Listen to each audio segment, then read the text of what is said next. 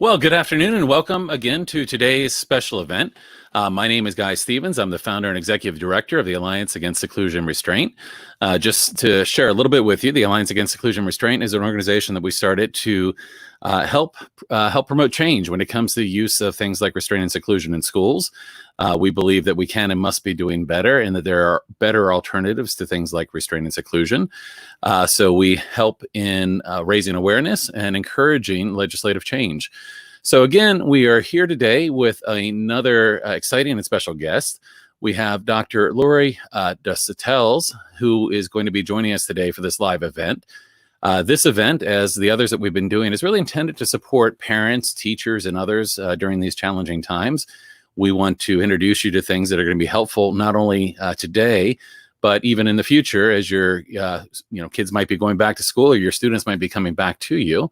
I do want to let you know that we're going to be having a great presentation. We will be taking questions at the end of the presentation today. And also, we will be recording today's event. So not only is it going to be broadcast live, we'll also be having it available on Facebook, YouTube, and as an audio podcast following the presentation. So before we introduce our guest, I want to begin by introducing you to our co-host, Beth Tolley. Hey, Beth. Hi. So Beth is the Director of Educational Strategy for the Alliance Against Seclusion and Restraint. She retired in 2018 from a leadership position in Virginia's lead agency on early intervention for infants and toddlers. Although she's retired, we're trying to put her to work even harder now than ever before. She has experience as a parent, a grandparent, and has worked with children that have had behavioral challenges. And this has really fueled her passion to improve the lives of children and families through education, mutual support, and advocacy. And she does amazing work with us at the Alliance. So welcome, Beth. Thank you, Guy. So it is my great pleasure to tell you a little bit about Dr. Lori Socialize. I practiced that and still I butchered it, sorry. Lori is an assistant professor at Butler University College of Education, where she teaches graduate and undergraduate students in the applied educational, applied educational neuroscience certification program they have there, which is really terrific, by the way. She also has, for the last 6 years, gone back into the schools at different grade levels to co-teach. And what she's doing there is working directly with the teachers and the kids, teaching them strategies and practices that prepare the brain to learn, that dampen down the stress responses, and that attune to the developing brain states of children and youth. Lori is the author of several publications, and she's a writer for Edutopia. And she's currently in the process of birthing her fourth book, which I can't wait to get. It's called Connections Over Compliance, Rewiring Our Perceptions of Discipline. So Lori, take it away. Well, I guess Guy will come back, but I'm thrilled to have you here. Oh, thank you. Thank you, Beth. And thank you guys so much.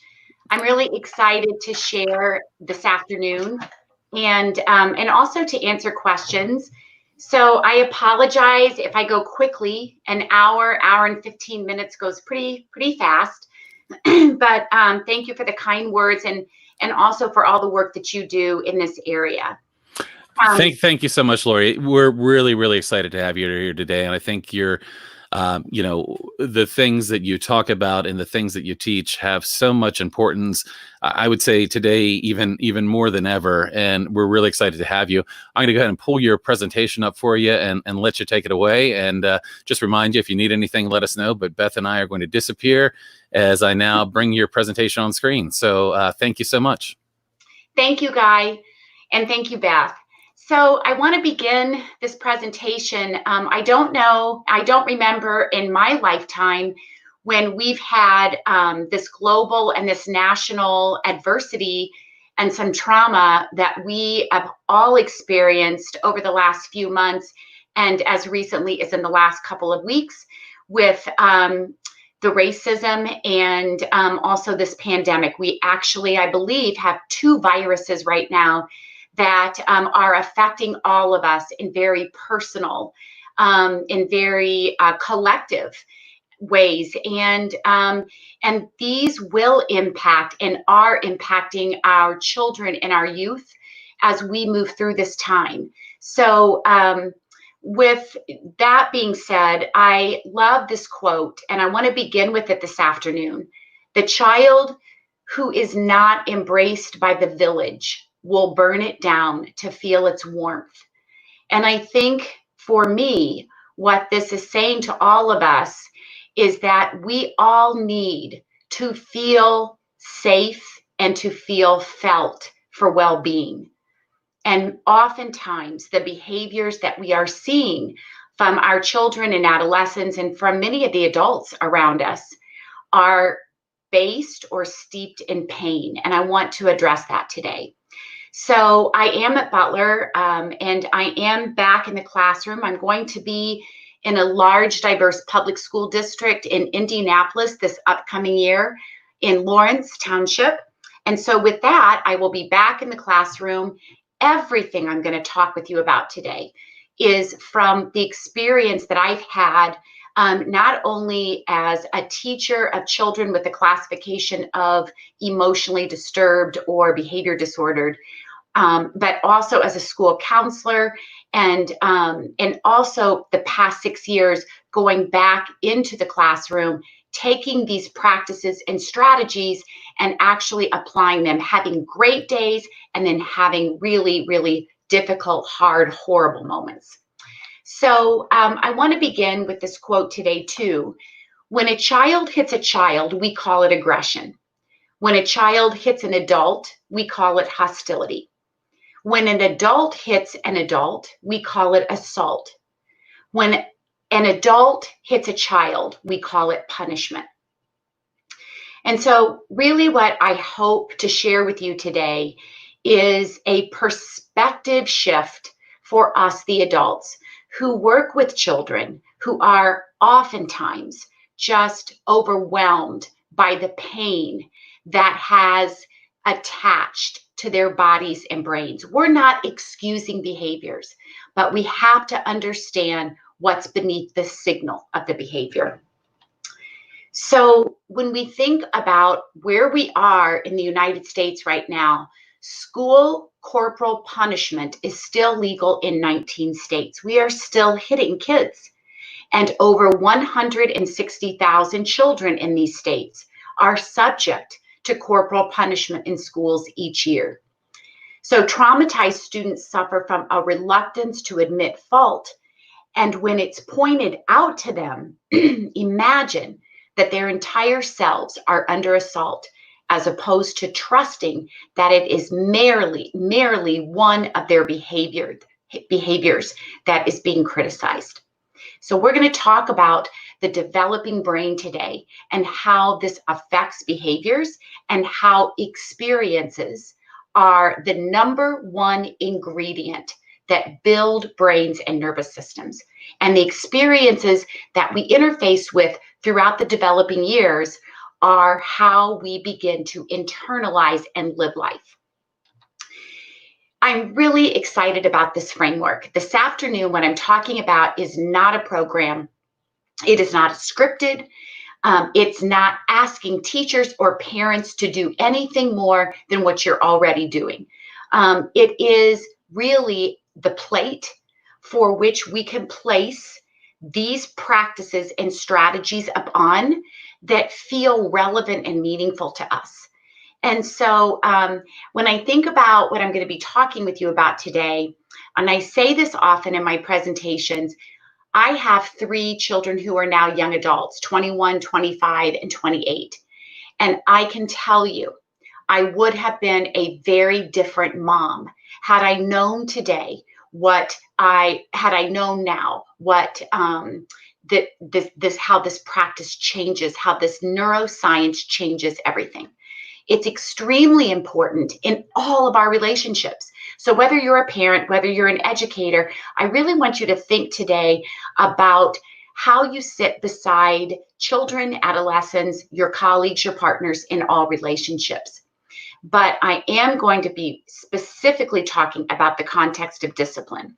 So within this framework, which we call applied educational neuroscience, we've got 4 legs, 4 pillars in this work. And the very first one I want to address is my brain and body state. Again, as a mom, I would have done things differently had I known this. So as a teacher, what I'm learning is that behavior management, which I don't even like the word management, I'd rather be calling this behavior engagement, is about me. It's not about the student. It's all about my brain and body state. Am I able to be calm enough that I can share my calm with the students that I sit beside? And we'll talk more about that. Co-regulation is kind of becoming a buzzword. I think more regulation than co-regulation. And how I want to share this today is that it really doesn't have to occur in negative situations. Co-regulation happens all the time. It's conversation at a dinner table. It's sharing a joke. It's exchanging a gentle eye gaze. It's listening to learn. It's using our posture and the way we gesture and our tone to share our feelings and experiences with another. But when we think about discipline, co-regulation is at the foundation of this new protocol if we are truly trauma responsive, because many of our children and adolescents who are walking in rough, who are walking in dysregulated, don't have the experiences or the skills to co-regulate. The third leg of this work is touch points. And basically that's connection. It's attachment.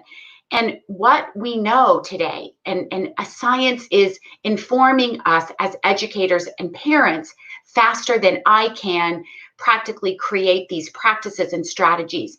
But we know that attachment is the carrier of all development.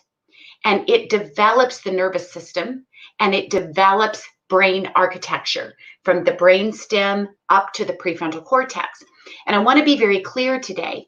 The brain, when I talk about the brain, I do not mean to create a simplistic view of the brain. It is complex. I love what Dr. Perry says. I believe he says we're on maybe inch 2 of a 3-mile journey in what we know about the brain. But what we are learning about the brain right now can absolutely shift the way that we are disciplining kids when we understand how adversity and trauma and pain affect behaviors. The fourth leg of this, which I have a big smile on my face even sharing this because I'm finding new ways to share this, is teaching our kids the science beneath their behaviors. If you understand why you feel edgy, why you feel frustrated or angry, why your face is getting hot, why your hands are sweating, why you see red when you're angry, then you start to feel relieved and you also feel empowered. And it's not, there are so many fabulous programs that schools are implementing across the country right now. And they're good. We've got conscious discipline. We've got zones of regulation. We've got Leader in Me. We have Second Step. We have PBIS. I mean, we can go on and on. But what I want to emphasize today is that to be a trauma responsive school or district is not about the program you implement. It is about your discipline protocol. And part of this protocol is sitting beside our students and each other, our staff, our buildings, and sharing the science together with our kids. It's empowering and it's relieving. So I'm going to begin today with 2 conditions that the brain needs. It absolutely needs for social, emotional, and physiological and academic well-being. And so this is discipline on the front end. So even though I'm going to be talking about brain development and meeting students in brain state, this is discipline. But we got to shift the way we see discipline from being reactive to being preventative. So every person's brain needs to feel connected or to feel felt. And we also need to feel safe. I love what Dr. Steve Porges says. He says, safety is the intervention. Safety. When any of us feel safe and when we feel felt, which aligns with how the brain learns and with how the brain develops, we learn. So I want to ask a few questions and give an overview of this new lens of relational, brain-aligned discipline today. First of all, it begins with the adult, and it really rests with the adult's brain and body state. When we talk about co-regulation, it is part of what we call a medium backup system that most schools are missing. Here's what I mean by this.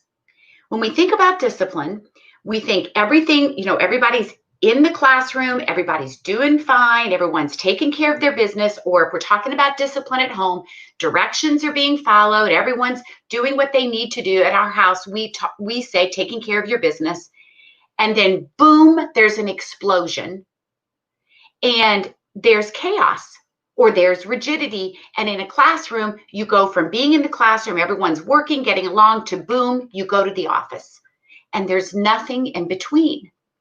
And I'm going to place an emphasis today on medium backup systems. Why is that we have this gap? I don't know the answer to why we have the gap, but if you look at your school or look at this past year and look at where you have been and where you are, you will see that we oftentimes do not have these medium systems that we need that begin to model and teach the behaviors that we want to see from our children. I want to make a statement right now, and I want you to think about this. You can just even close your eyes and really just feel what this statement and what the science is telling us. If a child is never exposed to kindness, they won't develop the circuits in the brain for kindness. If a child does not develop, if they're not exposed to empathy, then they do not develop the circuits in the brain for empathy or for emotional regulation. We don't get angry at students for not having the reading skills that they need at the level that they need them.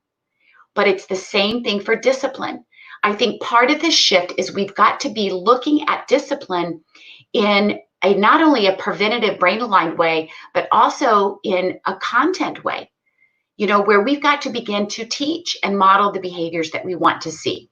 So right now, when we think about this, I'm going to go to a couple of questions. I'll come back and talk about resiliency teams in just a little bit. But I want you to think right now about your own teaching situation last year. Now, we were interrupted in March, but just in general, if you are an administrator, a teacher, or even a parent, think about the discipline patterns in your own home. So some of the questions that I ask when I present to districts and schools: how many students were suspended? What are the number of office referrals? How many kickouts did you have? What are those demographics? And how many of those children and adolescents are repeat offenders? The discipline technique that any of us implement and integrate into our practices that is working will extinguish the behaviors that we do not want. Most of us settle for compliance or obedience, and we are not looking for that sustainable behavioral shift that actually teaches a child a new behavior that produces a sense of safety and connection and purpose and autonomy. And it sounds complicated, but it's not, because it happens under those two conditions that I introduced at the beginning: safety and connection.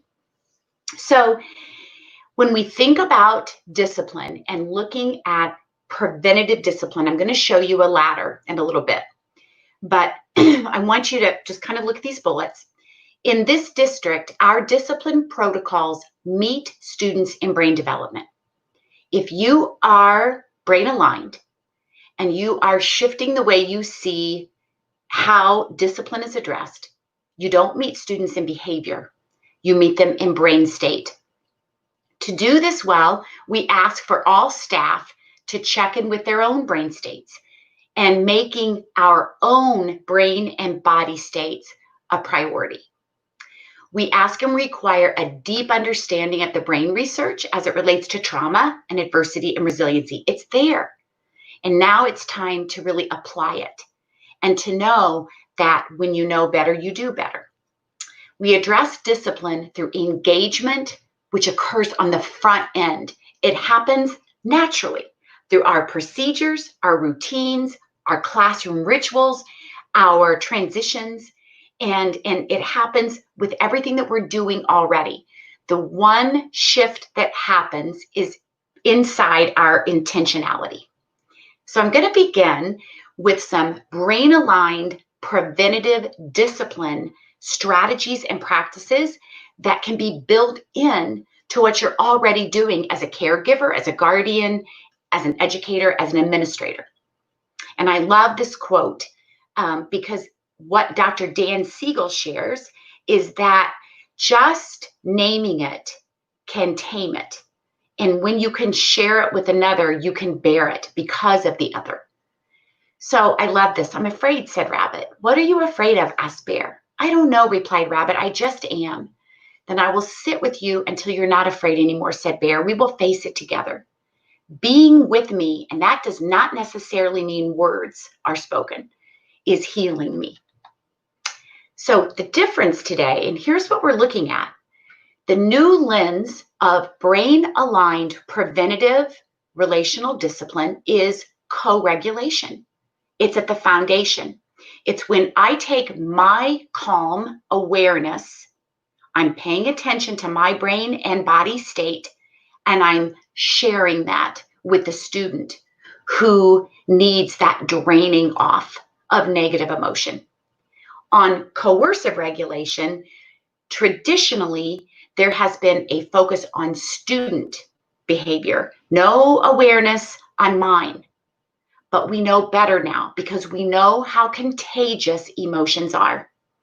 And we know that when an adult is feeling emotional dysregulation, that has direct implication to amp up and to unintentionally re-traumatize kids who are coming in with disruptive, destructive, oppositional, defiant, what looks like disrespectful, or, and I don't want to leave this out this afternoon, kids who internalize pain, who are completely shut down. And we'll talk about that too. So I want just to begin with a little bit of brain development as we look at the impact of accumulating adversities. Adversity happens, excuse me, on a continuum. And so I don't like to use trauma. I like to use the word adversity because it's not necessarily huge traumas that can create pain, but they can be accumulating adversities. What we now understand, and if I had shared this presentation with Guy and Beth even 2 years ago, I wouldn't have emphasized the body overwhelm as much as I am today. We now understand that trauma and adversity land in the body as much, if not more, than the brain. It is a body overwhelm, which we call embodied implicit memory. And those memories are subconscious, they're unconscious. And we know that during those early days of life, those first 1,000 days of life, those times when we don't have conscious memory, the experiences that happen to us in those first 1,000 days really set the table, and they map out without connection, without a healthy, what Harvard calls a serve and return without another, they start to map out a very compromised, very stagnated development. So implicit memories are body memories, and we need to meet children where they are in that brain state. And we'll be talking about this as we go through this. So what does that look like in a classroom? I'm just going to give you one example. How do you meet kids? What does discipline look like on the front end? What do you mean, Lori? How is it brain aligned? How is it relational? And what are you talking about? It happens as the kids walk in the morning. It happens in morning meeting. It happens how you greet a child. And it happens with questions that intimately affect what a child has been experiencing or an adolescent. So we use these types of questions. This past last couple of months before school was out here in Indiana, and I've added racism as an ACE, because how has this pandemic affected you and your family? Our kids were dying to tell us. They were coming into virtual learning or into Google Classroom, and they were really strung tight. I mean, they came in and their worlds have been turned upside down. And what we know is that when you can use art or journaling, when you can draw how you are experiencing something and give it a shape and give it a size and give it a color, you're calming the nervous system. When you can actually journal and talk with someone or write out your feelings and the sensations and your thoughts, that calms the nervous system. Linda Chapman has wonderful research about how the use of art can be very healing and repairing to the brain and the body. So just think about this for a minute.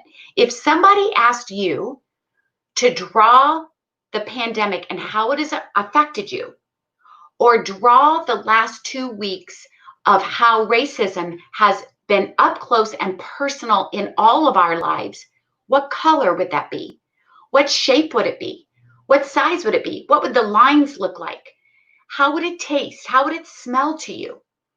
And so when you can draw that, it actually is one of the best ways to get the brain ready to pay attention, to have stronger working memory, and to be creative and curious, and to get in that state where we can use our executive functions. So these are just some examples of some of the questions that we've been opening up a morning meeting or opening up bell work with our students, K through 12. You can modify these for any age group. Here's another strategy that I hope, as we look at this new lens for discipline, becomes a part of every classroom. And that is a focus on sensations. Our brain develops from the back to the front, as I've said, and the language of the brainstem is sensation. What do I mean by that? Our brainstem develops most often in utero. And so this is the seat of all of our autonomic functions. This is where breathing and respiration, digestion, and also our sensory worlds come in to the brainstem area. We've got an area there that filters out what we're taking in, what we don't take in. We have what I love this term. It's the launching pad for anxiety. It's called the locus coeruleus, and that spritzes norepinephrine throughout the brain, projects to keep us alert, to protect us. But the brainstem is the grand central station of how the world affects us from the outside in and from the inside out. So it has connections between the brain and the body. It's like this bi-directional highway. So we use a sensation word wall. And this sensation word wall has words like prickly, numb, tense, tight. It has fuzzy, blurry. All of these our kids can truly relate to, because oftentimes when we just talk about social and emotional learning and the importance of feelings, many of our children and adolescents don't have a strong feeling vocabulary. But if you talk about sensation, what does edgy look like? What does it feel like if you say numb? What does numb look like? What color would numb be? What shape would numb be? What size would it be? Again, as a mom, this would be a great routine to do before bed at night, or when you get up in the morning, or sharing during a mealtime. So sensations are healing and repairing when we can name them and take them out of the brain and body and put them in a self-container that is outside of us. That is discipline on the front end. This is tier 1. If you think of RTI discipline triangle, and this is where, again, we've got to make the shift. This happens long before there is a behavioral issue. And this happens, this is good for all students. We're not talking about those kids or these kids. So these are some of the statements that we've heard over this early spring, late spring and early summer. And our kids have been worried. You know, teachers are hearing this and parents are hearing this. And the reason I share some of these examples with you is because I love what Dr. Mona Delahook says, and she was just speaking on this live cast just a few weeks ago. Behaviors are signals, and they are communicating what is beneath the words. And so one of the things that I kept hearing from parents and from students is, am I going to get sick from this pandemic? What if you get sick? Who's going to take care of us? What happens is when those questions begin to cycle, our behaviors amp up. And so this is why co-regulation is so important as a parent and as a child. So what do you do when you hear this from a child is you validate. And we'll talk about that too. So this makes me smile too. We heard a lot from our fifth graders because again, I was with fifth grade when I left them in March. And so the parents were hearing, you're overprotective. I'm sick of this house. I'm sick of you. I'm going to go out anyway. And so these types of reflexive reactive responses are really signaling, and what they're saying, what that child or that adolescent needs us to understand is that I need some control and power. I need some predictability. This is way out of your league. I mean, this is, there's just this overwhelming feeling. So those are just some examples and that we're hearing right now. So I'm giving you what you hear from your child or what you heard from your student, and then what that student needs you to know. So I think these are really important as we look beneath.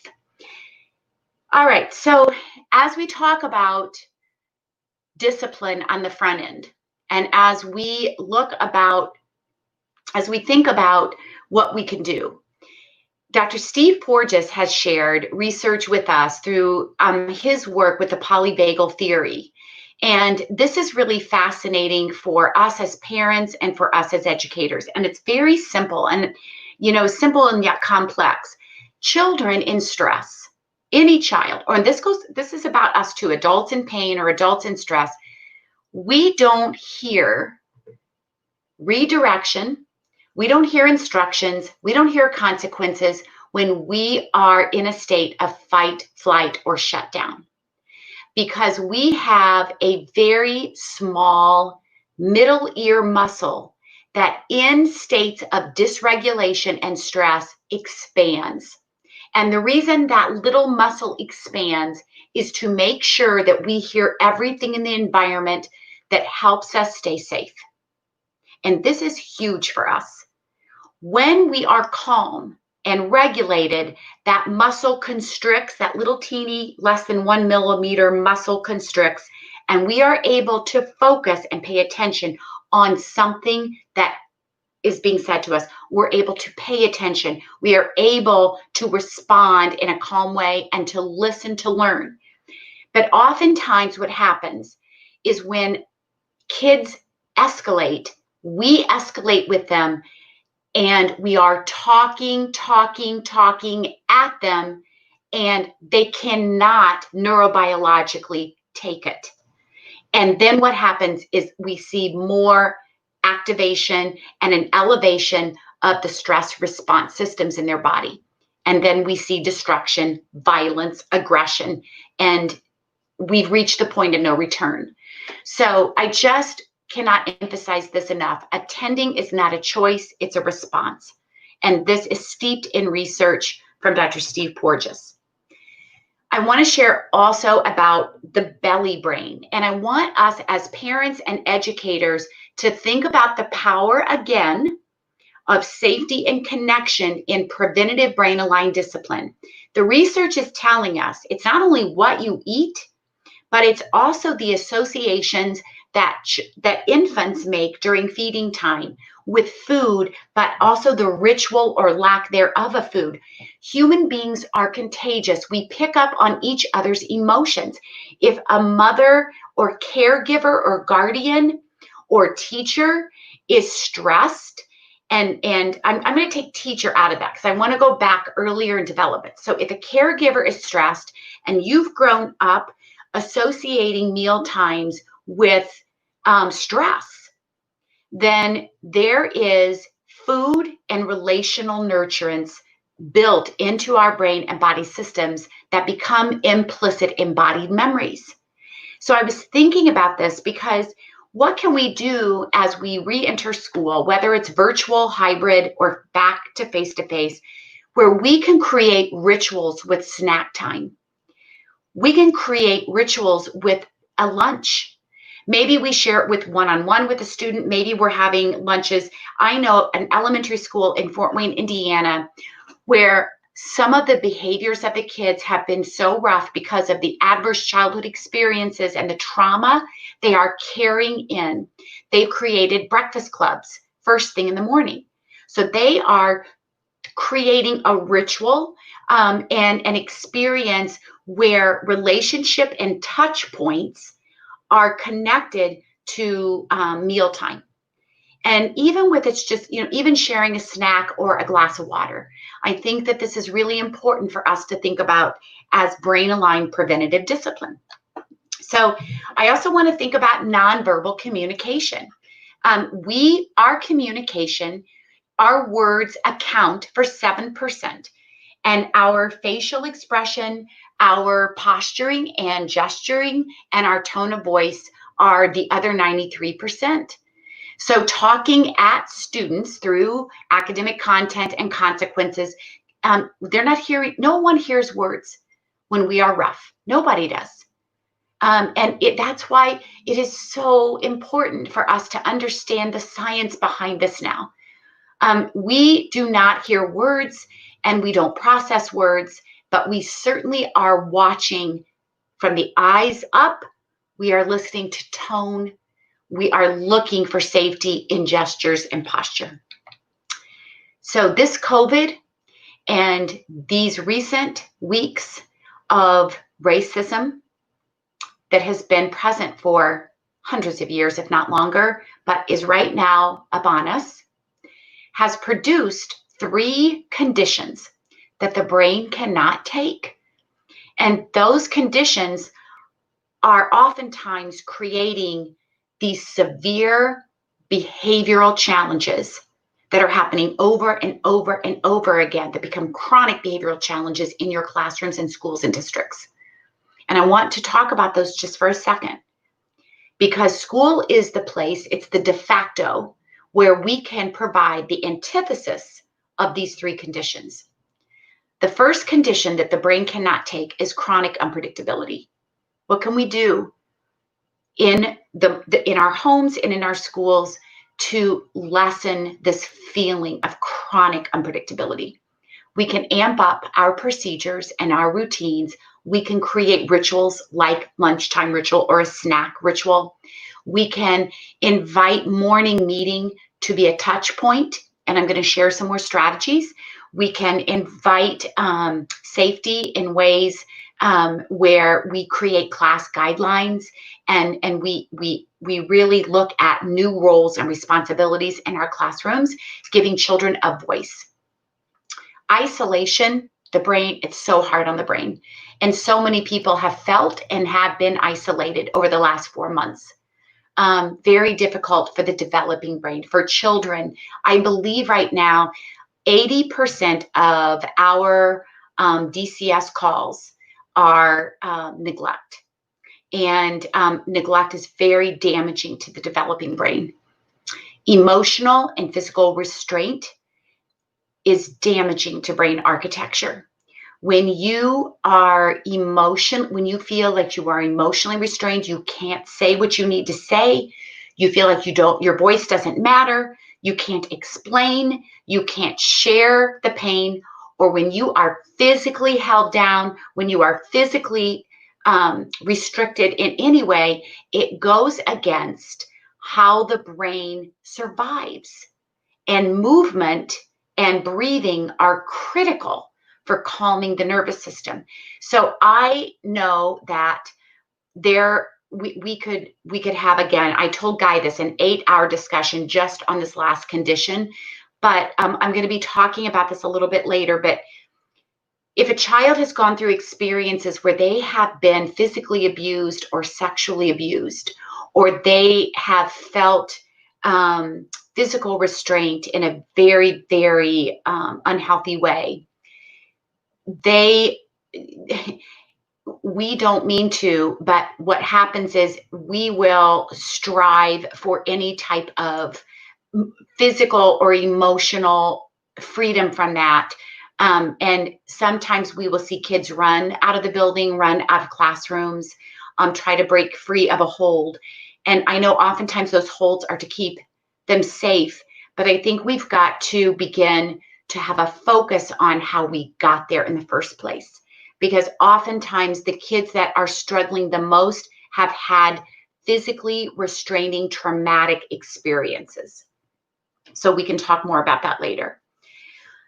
3 reasons we have a brain, and in the order of importance: survival trumps everything, and then emotion. So when we feel safe and when we feel felt, then we can learn. So as we look at this new lens for discipline, and we think about discipline on the front end, I want you to think we created this diagram looking at how we can use applied educational neuroscience to be very proactive and to be relational. And again, it's good for all students. This is a tier 1 practice. So I want you to think about what your procedures look like, what your routines and your transitions look like, what your morning and afternoon rituals look like. How are you using calming regulatory practices? Not words, but the ways that we know calm those lower regions of the brain when we are seeing kids rough and dysregulated. And then tier 2 is just being a little more intentional about some of our kids needing more intense practices or more frequent practices. And then we amp up again to tier 3. But again, we're looking at this on the front end, and how we can create that brain and body state that is in that calm, regulated state before we have a behavioral challenge. So let's talk about how we can do that. This is what we're calling a brain check-in or brain feedback sheet. It is student-driven. I am going to be very honest this afternoon. Point and contingency systems can derail kids about as much as anything else. And the kids who are getting the points are always the same students that are getting the points in a contingency system. When we talk about behavior, we are unintentionally evaluating and assessing and judging. And our kids pick up on that. And so last year, with the wonderful help of Abbott Elementary in Fort Wayne, and Jamie and Frank Klein is the principal, and Jamie is the instructional coach, we sat down together and we created this brain reflection check-in sheet. We really understand that when kids know what state they're in and where they're functioning and what's happening and how that affects their behavior and their feelings. I said behavior, I shouldn't have even said that. How it affects how they feel and sense, then we see them empowered.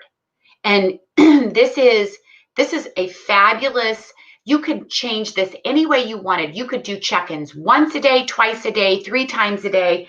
This is for older kids, younger kids. We have one for middle and high school. You could do it at the beginning of a class period, the end. I'm telling you, as a mom, I would have used this. I would have said, you know what, everybody just check in. You know how, when you just do this in the morning, afternoon, the evening, it becomes a touch point. It becomes a way for us to really gather perceptual data and to really have that discussion. Sweetie, you seemed like you've been in that fight-flight response. You've been in the red. You've downshifted. What's going on? That's been 2 afternoons in a row. So it's not judging. It's not talking about behavior, but it's talking about the prefrontal cortex.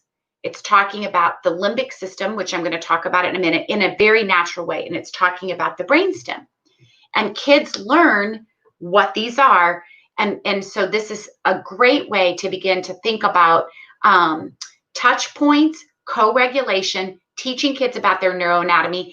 And the most important thing is, when we implemented this in 5th grade last year, Emily Wilkerson was my co-teacher in my 5th grade class. I loved her idea. She didn't even give this to the kids at first. She had this up, laminated, 24 by 36 inch poster. And she literally did her own brain and body state every day for 2 full weeks. And during morning meeting, she would say, okay, you guys, I kind of came in rough today, or I had a great morning before I got to school, or in the middle of the day, you know what, we've had a lot of arguing in here today.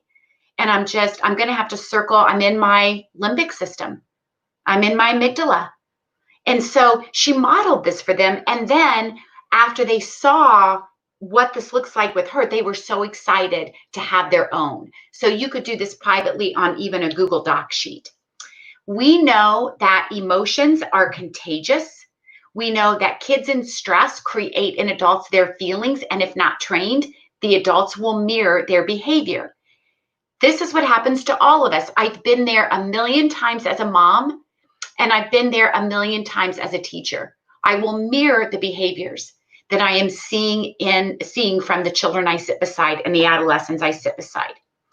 So I want to share a slide that means probably this means the most to me in this time, because we're talking about practices and strategies that calm us. But here is a shift we can make as adults. And I want you to think about this. I'm going to read this to you.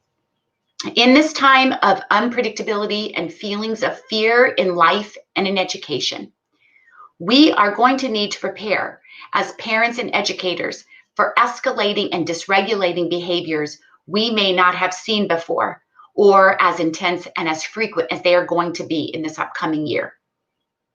Listen to this next part. A new adult lens for rewiring our perceptions of discipline may require us to replace the word consequences with experiences. What is the experience this child needs to learn a better way? What experiences does my 15-year-old need to feel more in control and less manipulative? What experiences does my son need to help him take responsibilities for his choices?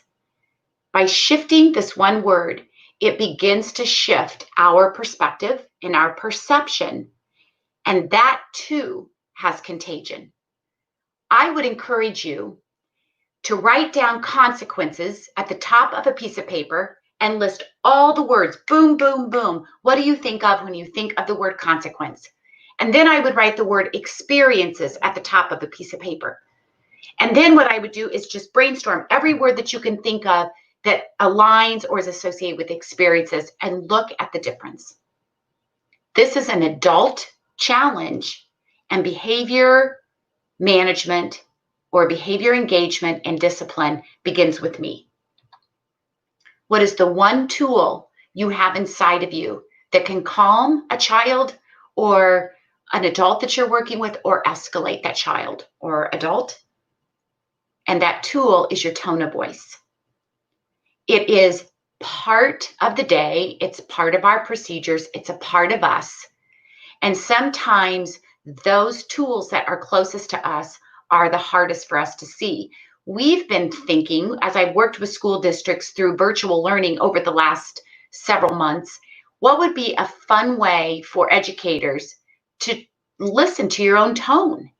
I don't have the answer to that, but I would love there to be discussion about how can we assess our own tone. I know in my house, when I think my tone is calm, my girls will say, Sarah and Reagan will say to me, Mom, you've got that voice. You've got that voice. You're going high. And so it's so true, but that's the one tool that we all have that we can escalate or we can regulate. This is from Dr. Bruce Perry. It is his slide from the Neurosequential Network. And I love this slide because it really simply shows what we have been sharing and teaching in this new lens for relational discipline. And that is a regulated, calm adult can regulate a dysregulated, anxious child. But a dysregulated adult can never calm or regulate a dysregulated child. So this is calling us to co-regulate. This is emotional, relational contagion. And his chart, Dr. Perry's chart, shows in where the red arrow is that when we have downshifted to the limbic system and we are full on fight, flight, or shut down, our mental state goes into alarm, often moving to fear and terror, which for kids, anger is the bodyguard of fear. Our thinking becomes emotional. So there's an emotional override of cognition. And our sense of time is immediate and urgent. That is why, and I cannot emphasize this enough, that is why when we've reached the limbic areas of the brain, consequences, logic, rewards, and stickers do not work. And we resist change as the adults.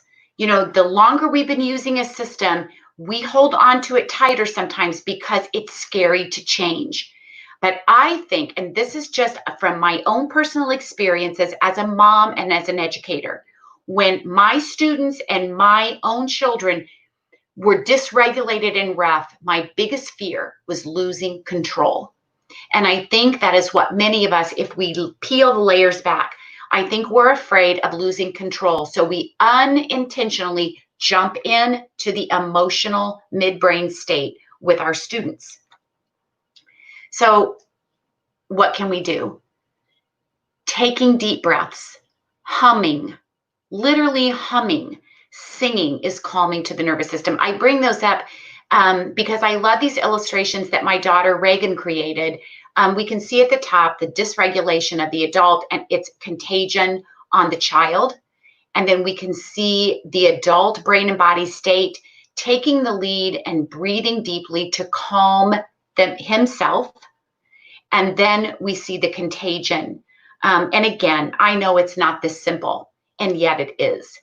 So this is the core of the new lens for discipline. We have a brain that has superpowers. And one of those superpowers is neuroplasticity. It is our brain and body's miraculous way of changing structurally and functionally with every experience encountered.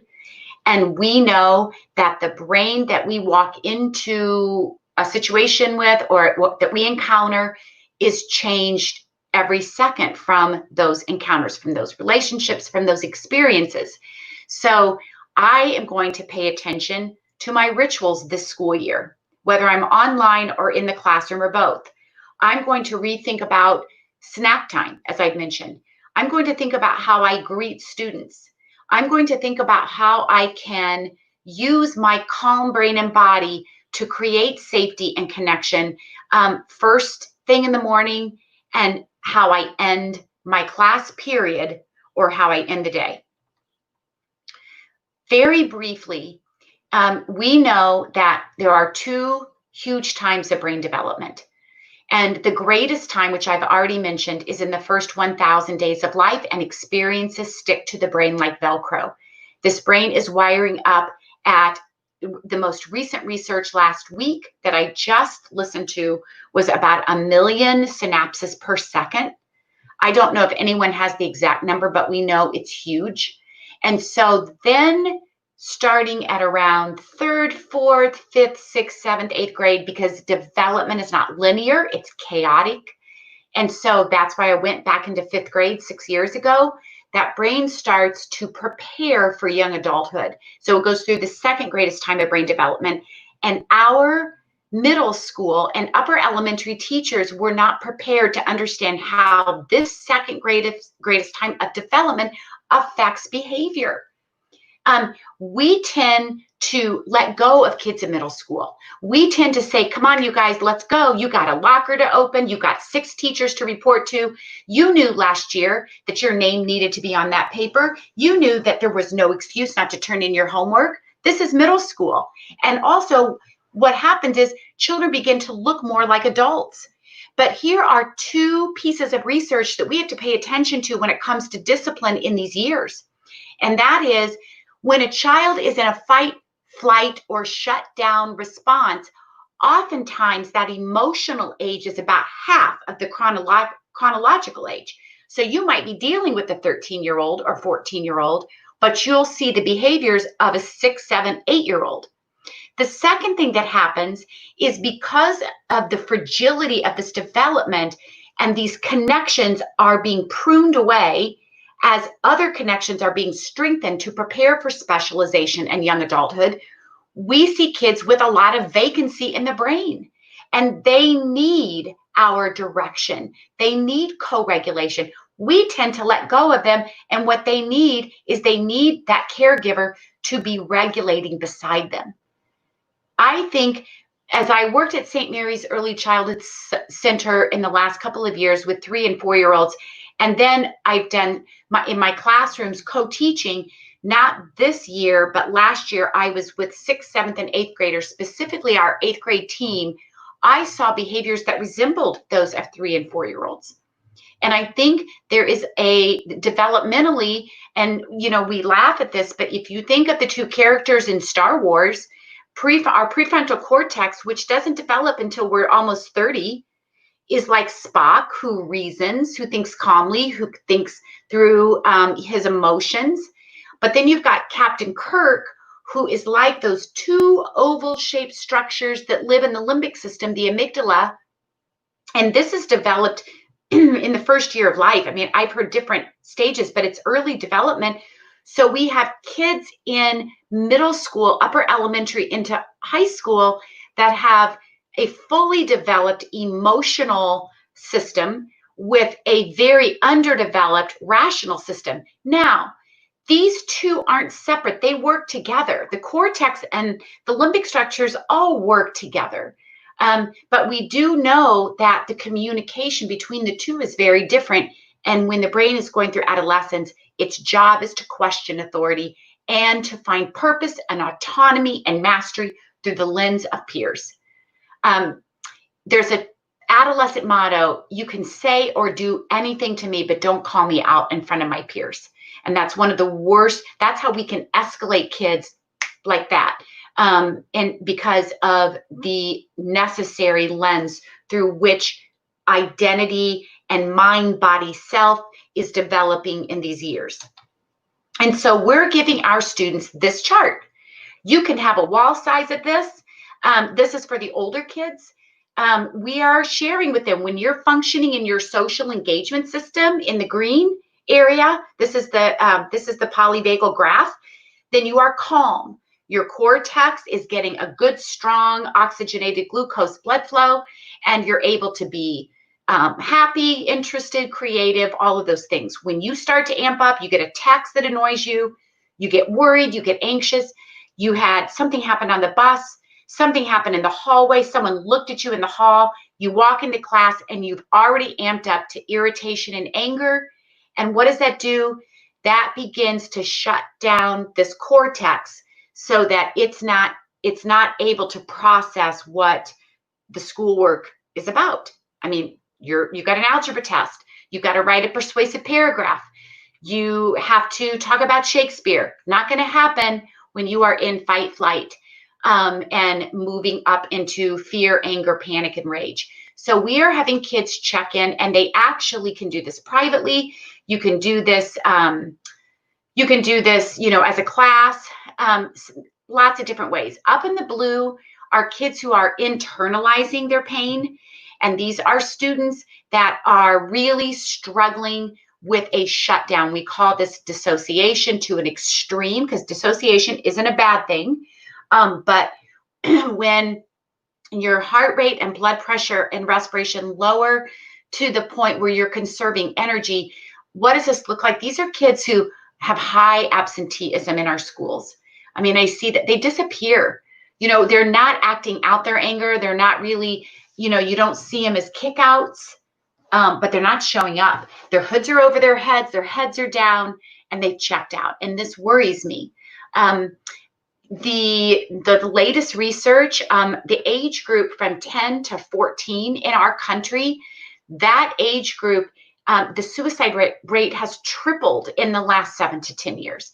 I shared this research 3 years ago, and it had doubled, and now that has moved up to the tripling.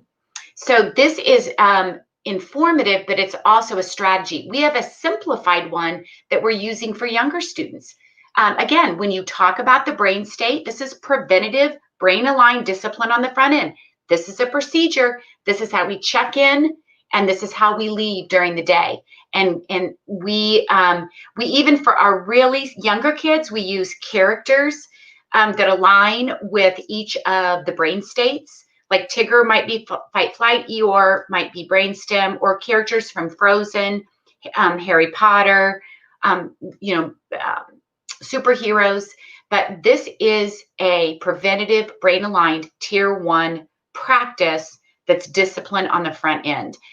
This was taken years ago. It went viral, and Precious is my colleague and friend. She is she was in IPS. I don't know if it was the time of this practice, but this little guy, when I travel around the country and throughout the state of Indiana right now, some of the roughest kids that I am seeing and that are being shared with me are kindergarten and first grade levels. And so Precious was called down to a classroom as a security resource officer. And she had the opportunity to co-regulate with this student. He was screaming, he was crying. This is his mother to the left. And Precious was able to meet him where he was in brain development. She didn't talk, she didn't use words. She started taking deep breaths while she was laying on the floor. She didn't even use eye contact at first. And she just allowed him to watch and to absorb her calm. So many of you may have seen this, but I wanted to share this with you. So in our new book that will be out late fall, early winter, we are using a brain-aligned classroom discipline and leadership ladder. And so in the new book, and I certainly can't talk about it in this short amount of time, but what I do want to emphasize is at the very bottom, we go from the bottom to the top.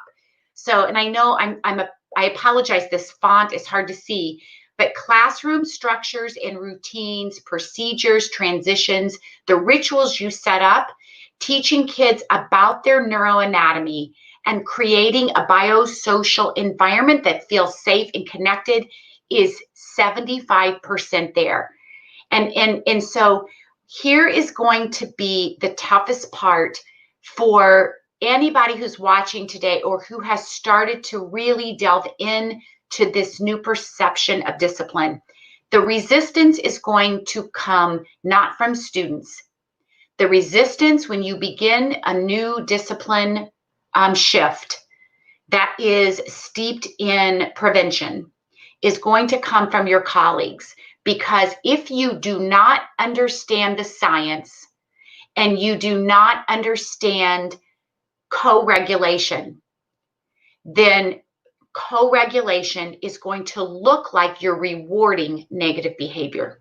And this is what we are addressing in the book and what I'm presenting about as we move into professional developments.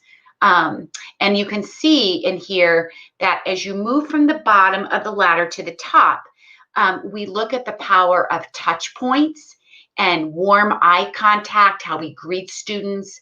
And I'm going to go through just a couple of specific strategies with you as we move up that ladder. So we've all, I think, have heard this statement: discipline is not something we do to anyone. It is something we want to create within them. This is another way to check in. We did this with our 5th graders right off the bat. As you begin the school day, you can't see it. We just have the line. It's a light purple line, and the kids made brains, and they can actually place their brain on the line if they're feeling just, kind of so-so, below the line if they're feeling some negativity, and above the line if they've come in their cortex. So it's just another choice for you to focus on brain state. We all have a negative brain bias. That is because our first priority is to survive. So we, in a state of fight, flight, and survival brain state, pay attention to everything that feels unsafe, unfamiliar, or threatening. So we make sure and share that with our students that it is absolutely fine to go below the line. Many of us do several times a day, but your brain is constantly and fluidly moving. You never are really stuck, hopefully not stuck in one specific brain state for a long period of time. So let's talk about what do these discipline strategies look like preventatively at home and at school? This is bell work we do. And this could be, I put family because we were doing this with family and educators, but we start off with the brain scavenger hunt. We start off the day moving, we start off the day breathing, we start off the day associating objects, we draw them if we don't have them, and the kids they've got 5 minutes to find something that they use or that they know of in their house that resembles neuroplasticity, or they look around the classroom for something that resembles neuroplasticity. What's something that calms you?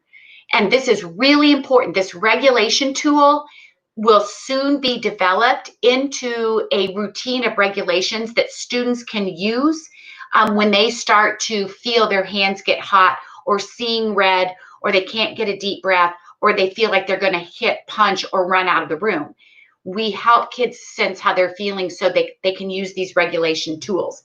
So we also help them find something that stresses you. They identify that, something that that evokes a memory, and then something that makes me feel smarter or helps me to focus. Could be a crossword puzzle, could be a book you're reading.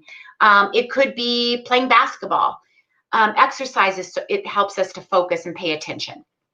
So again, naming it and sharing it is healing and repairing.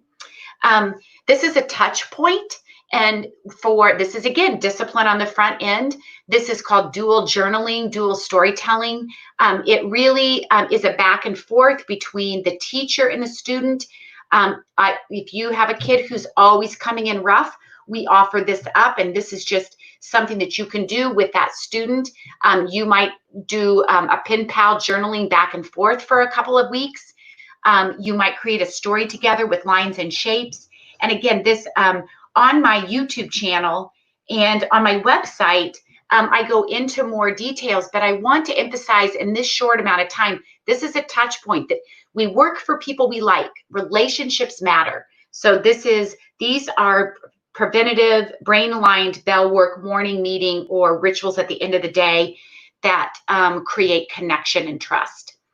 This one, Beth has heard me speak to this at another presentation I gave.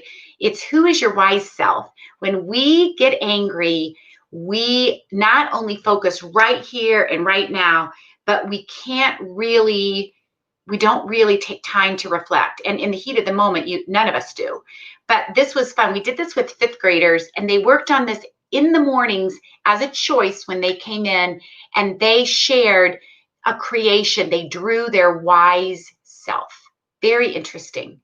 Some of them picked a family member and they drew their family member. Some people picked animals. Some people made imaginary figures.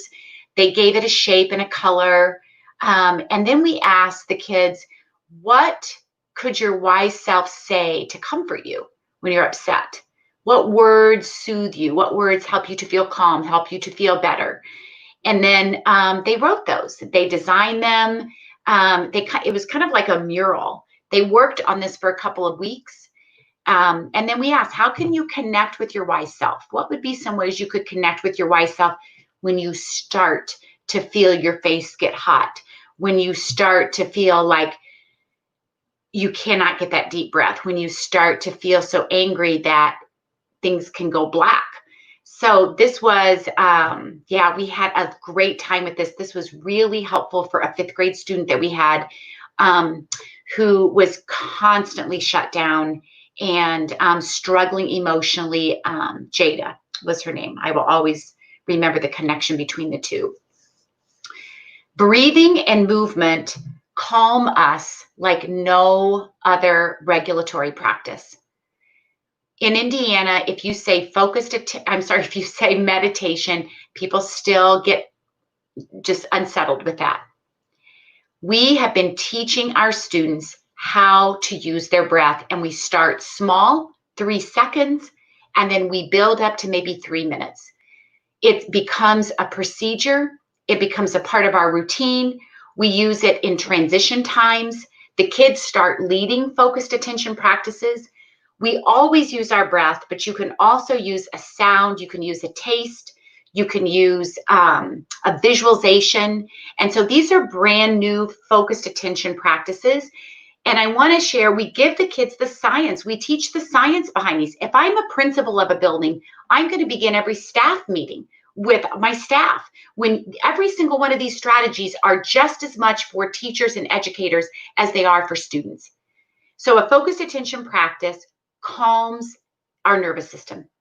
It also helps us to focus on a stimulus so that when we are focusing on the taste of an Altoid mint, when we are focusing on the taste of a peppermint, and when we are taking a deep breath in for 3 breaths and extending our out breath a couple of seconds longer and feeling that cool air go into our nose and out through our nose or mouth, that's a sensation. We have really fun ways. I don't have time to go through these today, but I will be happy if anyone's interested. There are several articles in Edutopia that talk about focused attention practices that are calming and regulating. Brain intervals wake up the brain. Routine lulls us to sleep. And so I don't call these brain breaks, they're the same, but we've not used brain breaks intentionally, and they've been just misused. We share with the students what happens in their brains when we do a brain interval, like an okay and a peace sign, and you move back and forth as fast as you can, keeping all other fingers down. I can do this very well, not because I'm gifted at it, but because I do it all the time. Patterned, repetitive experiences change behaviors. It's a process. It happens over time. Patterned, repetitive experiences change habits, and they change thoughts and feelings and belief systems. But it doesn't happen overnight. It takes time. We know that chronic behavioral issues are regulation issues, which are physiological issues. So in the new book and in our educator preparation trainings, we have created a 30-page sensory connection and cortical strategies that become a part of your bell work, your morning meeting, how you end the day intentionally. So the sensory is based upon breath and movement and rhythm and pressure and heat or a cool breeze or music. Think of the ways that calm you when you're stressed. Many of us need a hot shower. Many of us wrap up in a blanket. Many of us need to be by ourselves. Many of us exercise, or we eat something crunchy, or we listen to music. Some of us go to sleep to get calm. I mean, some of us put a weighted blanket on. Some of us go out and do heavy lifting. So we've taken these practices and strategies, and we've created these for our kids and for us adults. It's like you hold your plate of educational neuroscience and you go through a buffet line and you pick which one of these would feel comforting and soothing to you. So this is because we know that the calm connections, the calming of the nervous system and the brain happen through regulation, not through words. Nobody in history of being told to calm down has ever calmed down. So the pink are touch points. And then here's another touch point. And I know I'm getting close. So I'm just going to spend a couple more minutes. So this is really a great one for parents, for administrators, and for teachers. This touch point says, I want to take your order. What do you need? So on the left is a menu that administrators can give to their teachers. We're all going to struggle coming back. Many of us have been through some chronic adversity over the last 4 and 5 and 6 months. So we will need to pay attention to our staff, the adult, emotional, and physiological needs. And then the one over here is for teachers to give to students. Now, these are just examples. You can make your own, but we give everybody a menu. You can take one student a day to do this, You could take a couple of students a day. And then once they look at the menu, then we say, I want to take your order. And so we literally, you can get these guest checks at Walmart, you can order them online, or you can just make your own. But this is a touch point, and it's a it's a wonderful way to build relationships and connection in a very organic way. Some regulatory practices that we are sharing that are brain aligned, preventative, discipline on the front end is having a class or a staff Dropbox where we have Post-its and pens and pencils. You drop in your worries, your thoughts, your anger, your celebrations. We're having students do this on buses. We're giving this training for bus drivers and for transportation staff too. These practices are for all of us. It's good to be able to have a show and tell student and staff time, sharing something that's happened to you this week or something that's happened to you during the day. And you're able, again, to name it, you can tame it.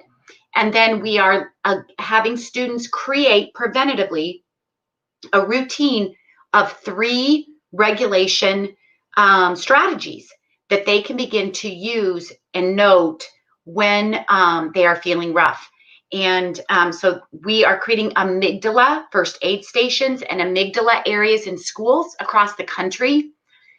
We're not calling them calm corners or sensory rooms because I feel it's very important to use the name of the science, and it feels respectful.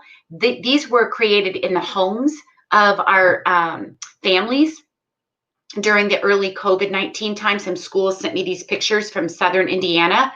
An amygdala area doesn't have to be a big fancy area. It could be a bucket that has, just things that are calming, artwork and Play-Doh, cotton balls with a little lavender, anything that is comforting and soft to you. We provide hand lotion. That could be in an amygdala first aid, giving yourself a hand massage. And during the COVID time, the kids would do a 90-second hand massage with soap and water. And so in place of, and then did the lotion afterwards. So these are animal regulation cards we use. You can hear me saying regulation, regulation. This is where we can lessen these discipline issues when we meet students in brain and body state. So they learn a fun fact about animals, and then they're moving and they're using breath. And each one of these cards has regulation activities that we use on the front end. One of the other touch points that we are providing for staff and for students, and if I'm a principal, I'm going to do this with my staff, who's going to be your giver this week? Who's going to be the storyteller in your building or in your classroom? Who's going to be the noticer? Who's going to be the kindness keeper, the collaborator, the architect, the artist? Who's your graduate assistant? Who sits beside you and plans and creates content with you? The kids would love to do that. Who's your YouTube ambassador? Who's your neuroscientist as everybody learns this together? These are touch points. This helps build connection. So I'm going to end this presentation sharing this very final strategy that is a touch point. This is our oldest son, Andrew. And when he was going through upper middle school to early high school, he was going through a very, very difficult time. And we know that when one of our children is struggling, the whole family feels it. And during that time, we not only saw pain-based behavior from Andrew, but we saw defiance, we saw aggression, we saw him very, very disrespectful all the time, lying to us, skipping school. Everything. And so in that moment, it was hard for us as his family to find what was going right and well. We had been through counseling. I had grounded him. I was just trying anything and everything. And then I get an email from his freshman Spanish teacher, Brandon Pickett. And it was a Monday afternoon before I was going into my undergraduate class. And then this email, Mr. Pickett wrote, "Dear Dr. Desitel, I want you to know that Andrew had a smile on his face today. He was walking around and helping some of the other students, and he finished his project." And then he wrote at the very end of that email, "Please let me know how I may serve you." And I want to end today with this because this teacher shared a light that had gone out for me as a mom, and it had certainly gone out for Andrew. This teacher didn't know everything that was going on in Andrew's life or in our life as a family, but Mr. Pickett knew Andrew was struggling.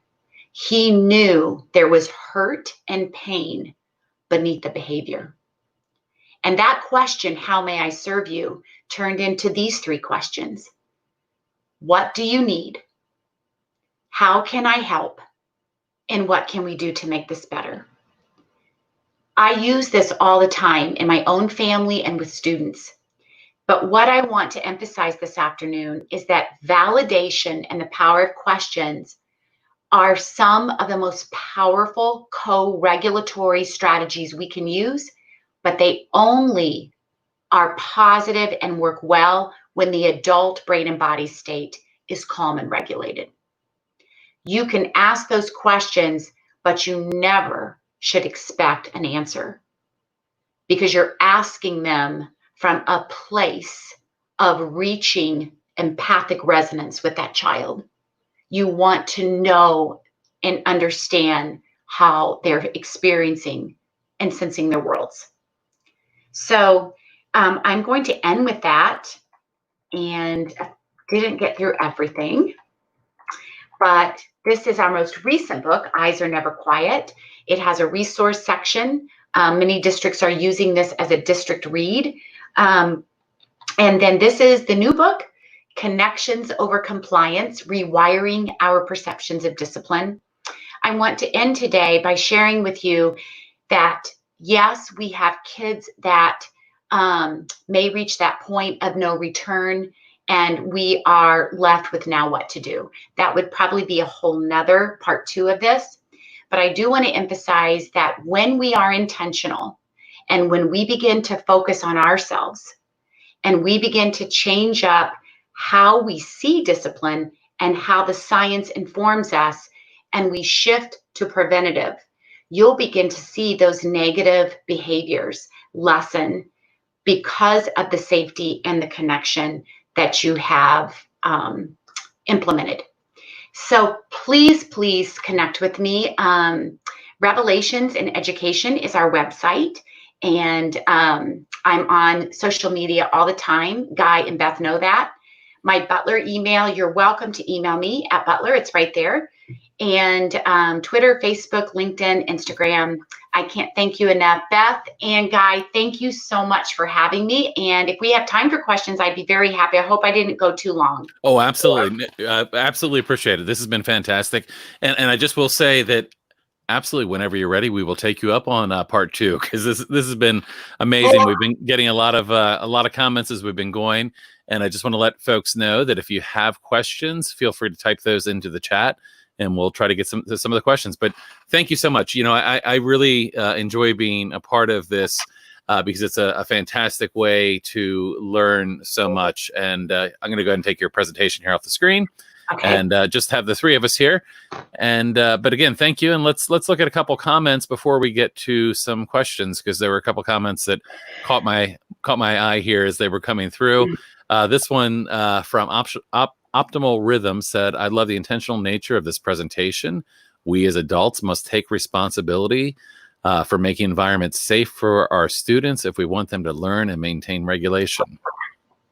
Mm-hmm. Yeah, I think very tightly tied to what you're saying here. Absolutely. And I want to just make a comment. Lori, I heard you tell the story about your son before, just, I guess, last week. I so appreciate you sharing it. I had the same experience with one of my sons, and I need the tissues. Because I can identify, but also because the power of that teacher, that teacher It's just, we don't know what power, what one thing we do, how that can impact a whole family, one Yeah. person or a whole family. It's just, thank you for sharing that. Yeah, absolutely. No, you're exactly right. And as I shared before, Andrew worked hard for Mr. Pickett. He got an A in there and got D's and F's and everything else, but worked very hard. That's great. Thank you. So a couple more comments and then we'll get to some questions. This one from Andy. This is fantastic. And you're spot on when you say that the greatest roadblock will be your fellow staff members. Yeah. I've heard so many times that the fact that I don't have severe consequences means that I'm letting kids get away with things. Mm-hmm. Do you have any recommendations on that? I mean, in terms of really trying to get your colleagues to change? Yeah. Because Andy's exactly right. And I hear that in every school I go in, and it's just part of this learning curve. And we grow up thinking that unless this consequence is painful or uncomfortable, there will not be a sustainable behavioral change. And that is not true. Our kids who are coming in with these chronic behavioral issues have experiences that have been so painful and uncomfortable that most of us can't even imagine.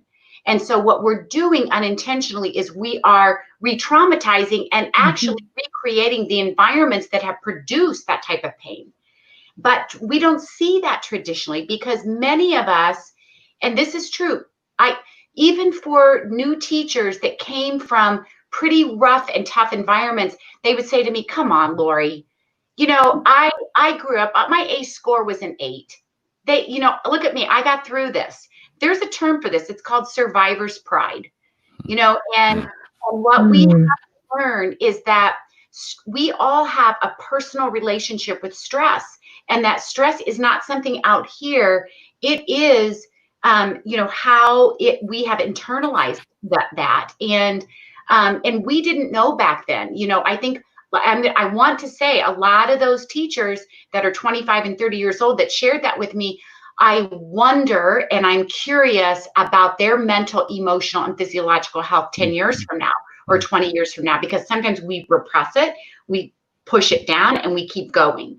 But it catches up with us. Absolutely. Absolutely. But by the way, I have to say, I loved Reagan's illustrations. Oh, thank you. Yeah, we'd love to share that slide sometime. They're absolutely great.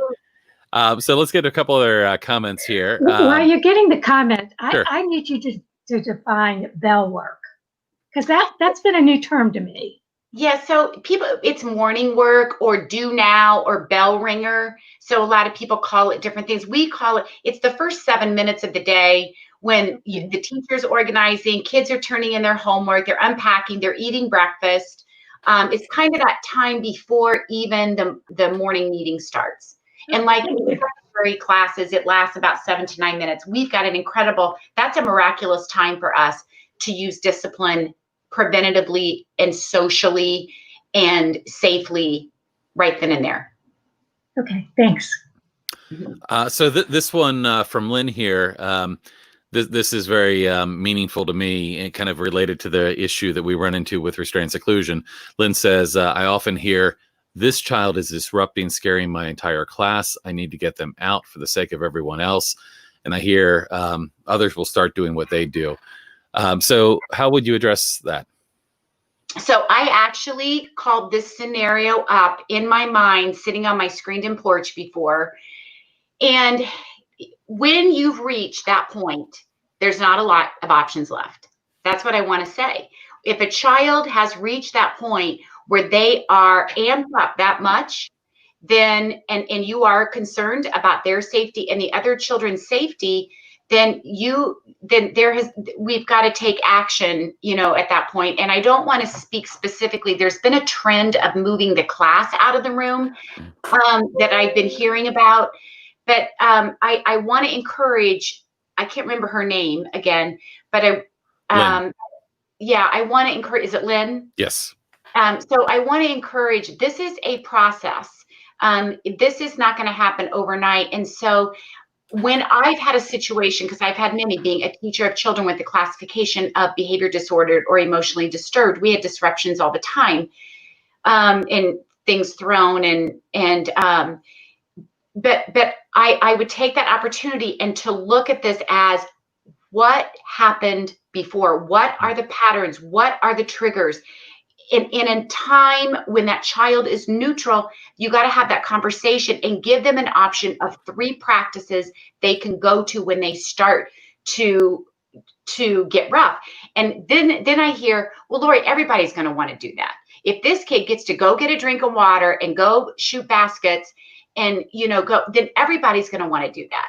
And that's not true, and so it is, it's not fair. It's not the old saying that, fair is not equal, or that's not it.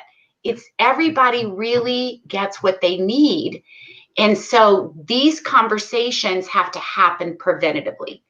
And we are constantly, if I were Lynn, I would be thinking to myself, okay, here's the work I need to do.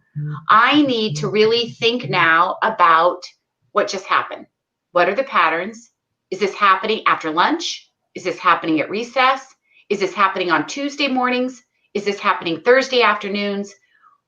We begin to see, and there's a template I use called A Secret, and I didn't get to it today. And so we sit down as a grade level and we talk about what are the damaging, what are the sensory issues? Where did this happen? Where's the culture? Like, is it in the hallway, bathroom, classroom? You can begin to pre-op this. That's what we have to do. It's more work on the front end, Mm-hmm. but then you literally have, you just have this incredible relationship, and you have this child who is just learning to love him or herself again, and who is just growing and maturing in so many ways. Mm-hmm. Yeah, you mentioned, of course, earlier in the presentation about the importance of staff checking in with their own brain state, which I think is really important. But another thing that we've seen and heard happen repeatedly are educators that are very well intentioned that are working with children that are becoming escalated and dysregulated. And as the child becomes dysregulated, the teacher puts more demands. And I thought the conversation talking about kind of the ears shutting down is really important, because what happens at that moment is you've got a child that's having a hard time meeting whatever's been put in front of them, and we're piling more and more on top, which then leads to that fight or flight kind of, escalation. Yeah. Yeah. And those are the small adjustments, just knowing that. Just the small things that we can shift, and moving away, giving time and space, and modeling the behaviors that we want to see too. Mm-hmm, mm-hmm.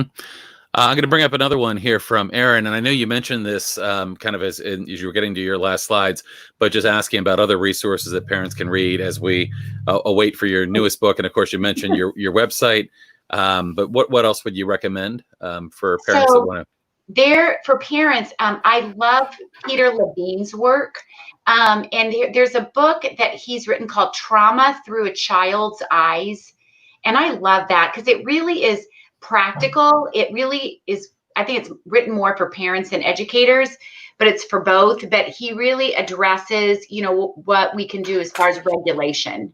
So I love his book. I love that for parents. Lucy Jane Miller's research for sensory issues is really good too. And we adopted her kind of platform for A Secret for educators, and that's where that application of that research came from. Mm-hmm, mm-hmm. Okay, great. I've got something else here from Andy talking about the Applied Educational Neuroscience Certificate that Butler offers, and actually talking about having gone to Butler, but not there now, and was asking about an online certificate, if you know of any options like that. And certainly as we think about the opportunity to share this knowledge, an online program might be really helpful. So are you aware of anything in the... So yes, Andy, thank you. So so I teach it all, and we developed this. We're starting cohort 5. It is a 9-hour certification for, it can apply to any degree or it can be non-degree, but it really is preparing educators, parents. We've had pediatricians take it. We've had mental health practitioners take it. We've had counselors, social workers, physical therapists, occupational therapists, Business community leaders, we have taken it. So this 9 hours is, you move as a cohort for 10 months, very doable. It's so easy to do as you have a full-time job, but it really prepares you and differentiates your work in being trauma responsive and being understanding brain development through the educator lens. That's great. So Lori, I know that when I looked into it, there's a piece that where you have to go to the campus. A lot is done. Some of it's done. So it's mostly online. So this coming year, we're all online. And thank you for saying that. So we start in a couple of weeks. We typically have a summer intensive that's 1 week. And even if you live like in Virginia or out of town, I'd love to meet you. So if people can come to campus to be with us, I think it's really good to do face-to-face for a week. And it's, you can stay in our dorms, you can stay in fun Airbnbs, but we're all together for a week. This year, we're not because of COVID. So it's completely online. And then, so you have an option to take it. If you can't get to campus, like if you want to take it next year, you can take it distance learning online. So synchronous, asynchronous, all the way through. That's fantastic. Fabulous. Yeah. So I'm going to bring up another one here, and this is more of a comment, but Jessica says, thank you for the phenomenal presentation. It was professional, succinct, clear, and powerful. I work with immensely traumatized children and teachers in South Africa who will benefit greatly from your work. And it's great, Jessica, to see, you watching this from South Africa. And I mean, certainly the things that you're talking about apply, to children across the globe. And it's great to see the international audience. So we might have time for another question or two. I'm just going to look through here real quick. Beth, I don't know if you have any Well, there questions. were questions, and we talked about this a little ahead of time. People want copies of your some of the things you had on slides, or copies of the whole slides. And I know that because you revise them continually. So could you speak to that? How they might? So I would encourage anybody that would like some resources to email me, my Butler email to reach out, or through social media, but probably you could message me, but just email me, just in an hour, Facebook Live. I'll be happy to share the resources that I can, but, we just want to make sure that, there's a clear understanding of how to use those. It's not that I don't want to share them at all. It's just that I want to make sure that, everyone feels very comfortable in how to implement those, the timing and how those are done. So, yeah, but please feel free to reach out to me. Okay, that's great. I was going to just, from my notes here, I was taking notes as you were talking, because there was so much great stuff. One of the things that I wrote down was about the amygdala areas. And I liked a number of things about that. One, I like that, you're bringing the science into it, because I'm a little bit of a science nerd myself, so I'd love to see that. But when I think about this from the perspective of someone that's very concerned about the use of restraint seclusion, unfortunately, rooms that have been used for children with such names as Calm Down Room and Blue Room and Cool Down Room and all of these things have sometimes been very negative things. I'm interested, do you have anything that goes into more depth about the amygdala rooms? Is there an article or any other information? I'd love, we've always been very supportive of the idea of kind of sensory rooms and other options, but I'm interested in learning more about that as well. So I'm really glad that you brought that up, Guy, because here's the challenge. You mentioned this already. We have seen kids we have seen amygdala areas become punitive that. Because they're being used to, we say go in there and calm and regulate, but kids pick up that they're punitive. Mm-hmm. And so this is really important because we use them for celebratory purposes too.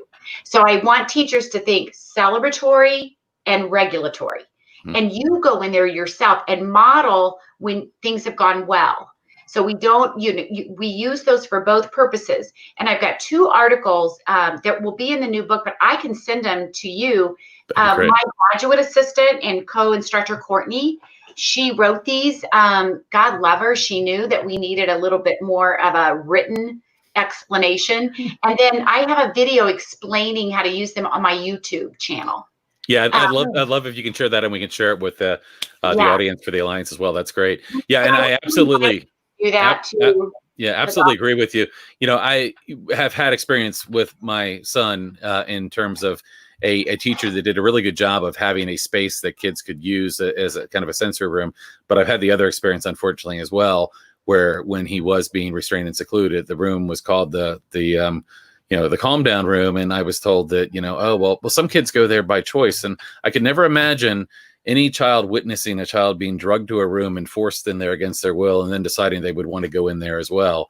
So I think you're right. I mean, you can't mix purpose. You've got to be really consistent. Yeah, and we, the important thing is to talk about the room before you start using it.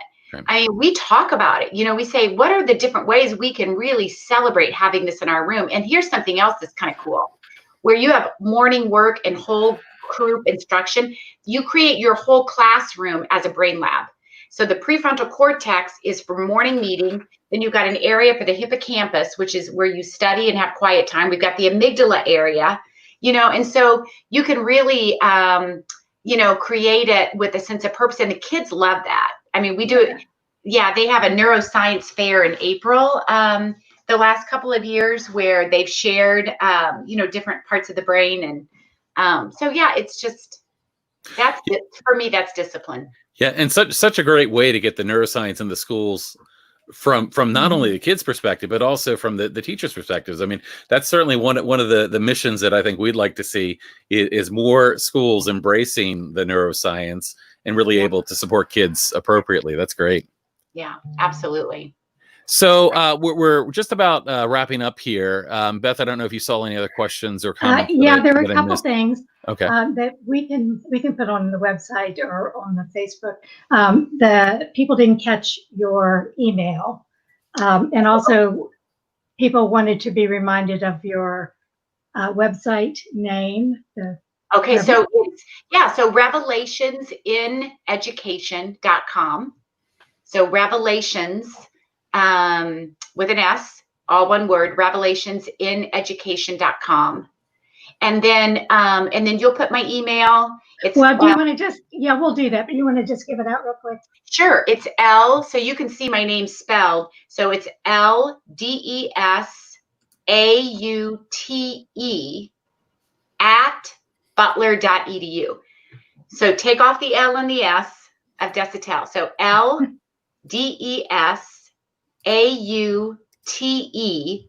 at butler.edu. Great. Beth, did you have any final questions? I always like to give you one last question because I always know you have something. I have a couple comments. Well, yeah, I mean, a couple. I know. I can't just stick with one. One thing is, don't spell. Oh, I have more than two. Revelations, not revolutions. That's what I did the first couple times. But on the website, one of the things that I just love that you've done is the way you framed IEP goals or supports, not goals, the supports. So I would encourage you all to look for that on the website, because it takes it away from the goals that we always see that aren't very meaningful, not the goals, the accommodations. Yeah. To putting in the kinds of accommodations that are really useful. Yeah, I would encourage, thank you, Beth, for that, because, I could become an old lady with gray hair by the time an IEP gets written and implemented. So our kids are going to be coming back with significant behavioral challenges. They're going to escalate, and many of our students are going to need accommodations for regulation and connection. So there's a form on the website for grade levels in schools to really come together to accommodate that student while you're waiting on an IEP or 504. Yeah, it's fabulous. And the other thing I was going to say is I'm so appreciative of everything you have said today and every time I've ever heard you. What I think one of our challenges at our organization is we, of course, want this everywhere, like you do, in all the schools, and instead of the point systems and the punitive systems and the push out and the all those exclusionary discipline things. What I think you have done is you've given us, you have helped all of us who've been listening frame it, a new frame to say it, but also with enough that's similar so that that gives a way to take the things that are good about other programs, such as you need routines. These things are, this is what routines do.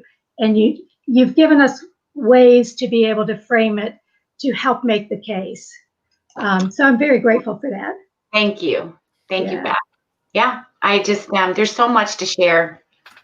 Yeah, well, this has been great, and we would absolutely love to have you back again. Yeah, definitely a lot of information, but I think this has been really, really valuable. So again, just want to thank you. I've got a couple announcements here to share with our audience, but Lori, thank you so much for being part of this today, and we look forward to continuing to follow your work, and we'll share with the audience here as well. Thank you so much. Guy, thank you so much for hosting and having me. And Beth, thank you again for all of your support. And thanks to everybody who tuned in and took this time out today. Can I leave the studio now? I will help you leave the studio. All right, there we go. All right, so I have just a quick announcement here. Again, I hope everybody enjoyed this today. I know I always enjoy these immensely and find that they're really, really helpful. But I do want to share with you that we've got more great programming coming. Our next Facebook Live event will actually be in 2 weeks. We're going to be moving now to every other week. We've been doing weekly just kind of while school was still in, because we really wanted to try to get as much information to parents and teachers and others during this time that would be helpful. So we've got Dr. Gregory Siscon coming and seeing us in 2 weeks. He's going to be talking about attachment, security, and the neurobiology of crisis, trauma, and resilience. So you're going to find a lot of themes here between the different speakers that we've had, and I think that will continue as we get into next week as well. So be sure to tune in, and we will see you next week. And thank you very much for being part of the program today.